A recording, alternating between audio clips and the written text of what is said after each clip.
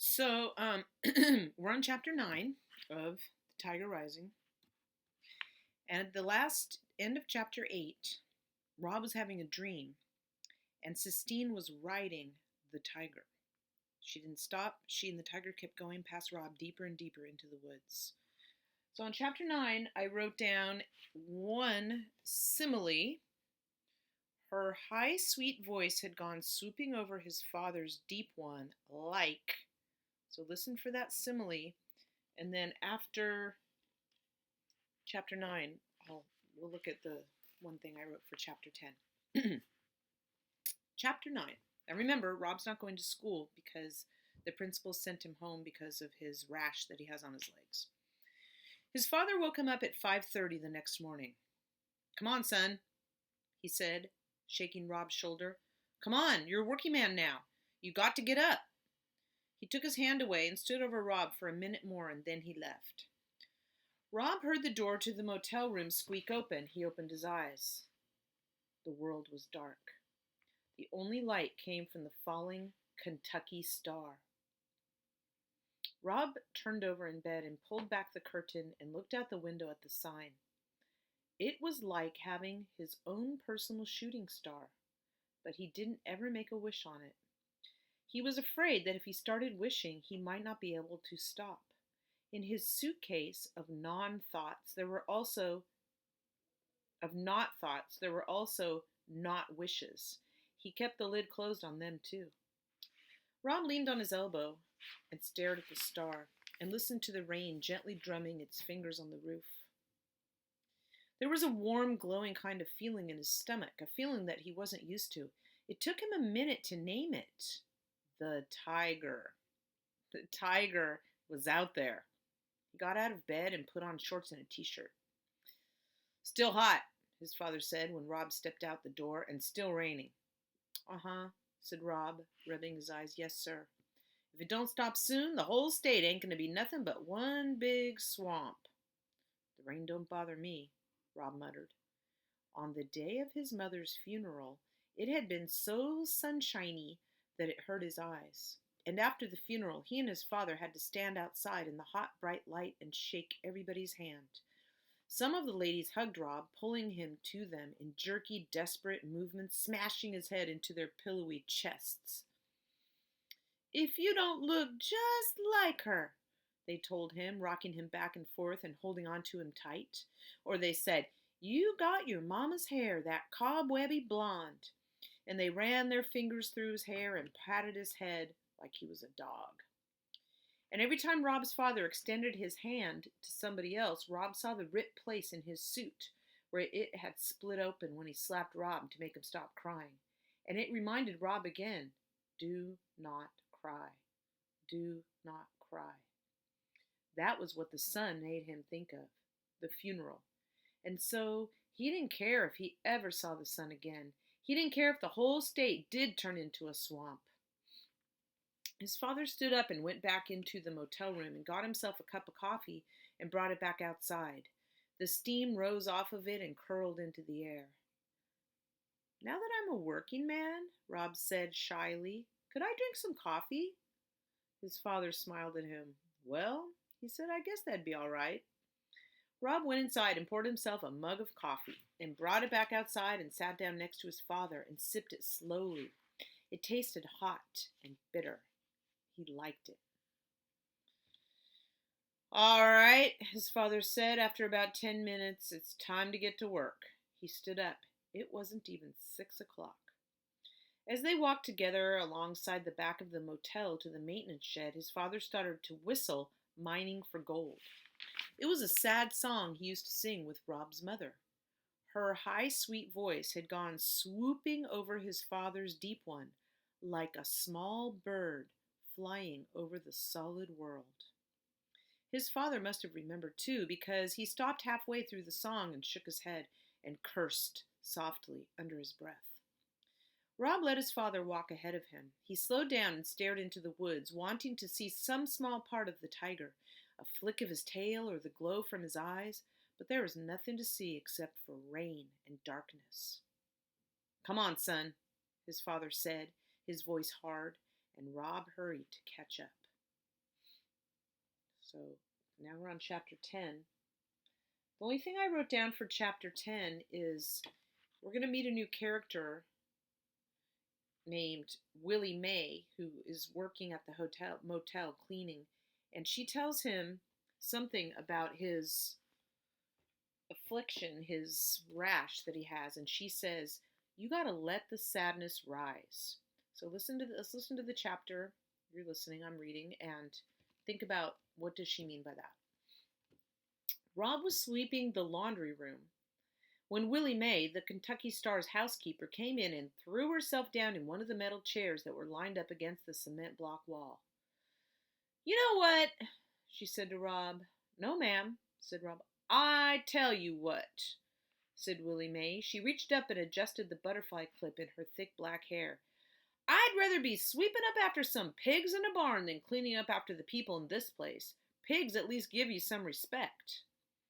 Rob leaned on his broom and stared at Willie May. He liked looking at her. Her face was smooth and dark like a beautiful piece of wood, and Rob liked to think that if he had been the one who carved Willie May, he would have made her just the way she was, with her long nose and high cheekbones and slanted eyes. "What are you staring at?" said Willie May. Her eyes narrowed. "What are you doing out of school?" Rob shrugged. "I don't know," he said. "What do you mean you don't know?" Rob shrugged again. "Don't be moving your shoulders up and down in front of me, acting like some skinny old bird trying to fly away. You want to end up cleaning motel rooms for a living?" Rob shook his head. "That's right. Ain't nobody wants this job. I'm the only fool Beauchamp can pay to do it. You got to stay in school," she said, "else you'll end up like me." She shook her head and reached into the pocket of her dress and pulled out a single cigarette and 2 sticks of 8-ball licorice gum. She put one piece of gum in her mouth, handed the other to Rob, lit her cigarette, and leaned back in the chair and closed her eyes. "Now," she said. The scent of smoke and licorice slowly filled the laundry room. "Go on and tell me why you ain't in school." On account of my legs being all broke out," said Rob. Willie May opened her eyes and looked over the top of her glasses at Rob's legs. She said after a minute. "How long you had that?" "About 6 months," said Rob. "I can tell you how to cure that," said Willie May, pointing with her cigarette at his legs. "I can tell you right now. Don't need to go to no doctor." "Huh?" said Rob. He stopped chewing his gum and held his breath.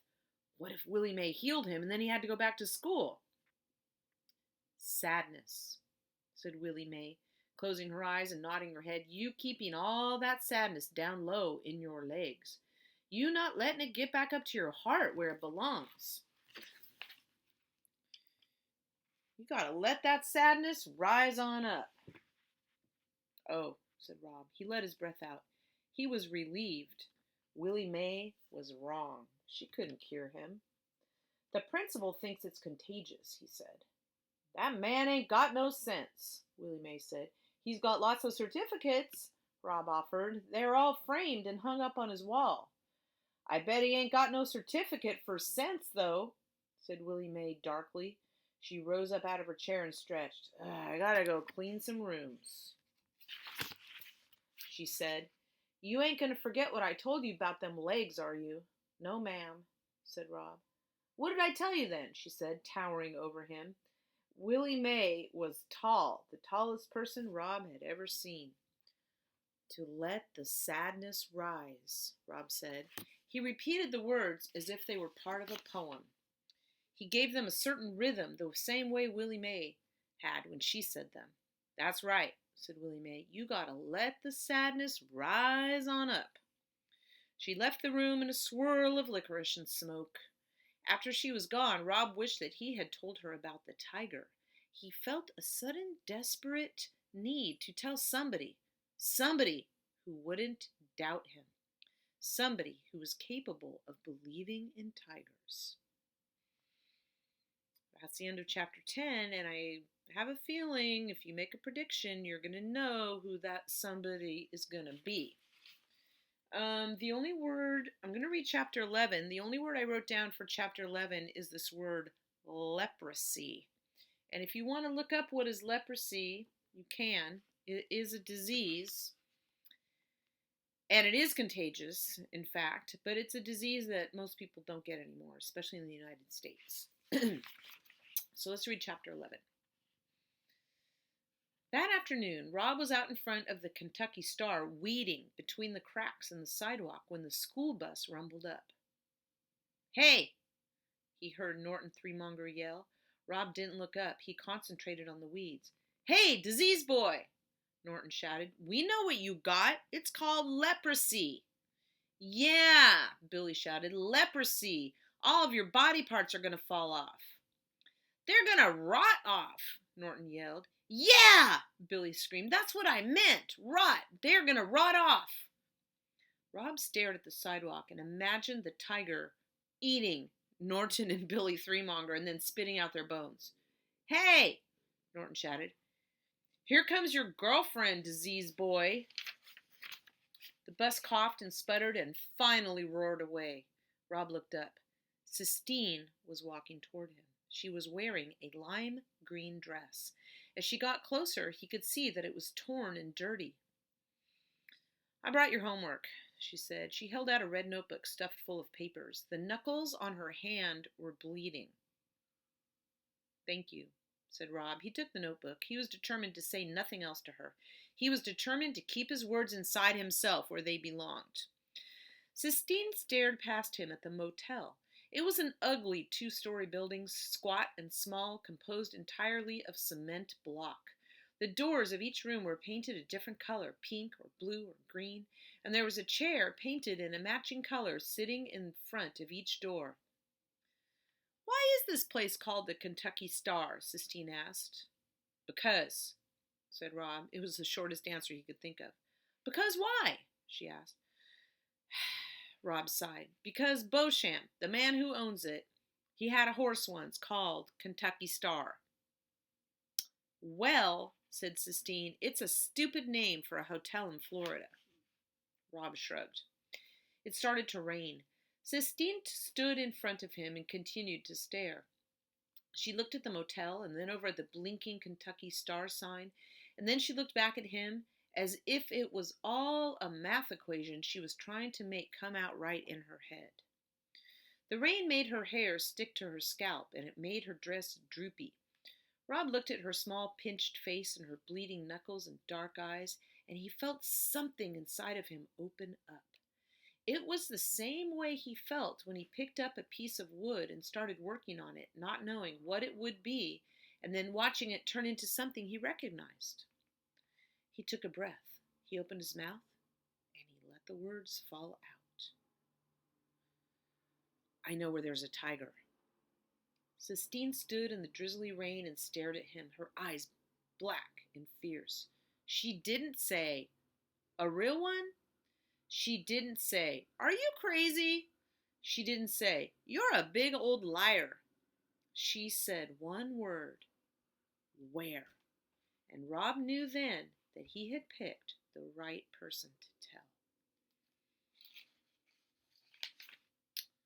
That's the end of chapter 12. Pretty suspenseful. So Mauricio had predicted that after school the previous day, they would go see the tiger, but apparently they are going to go now after this day of school that he didn't go to. So he worked.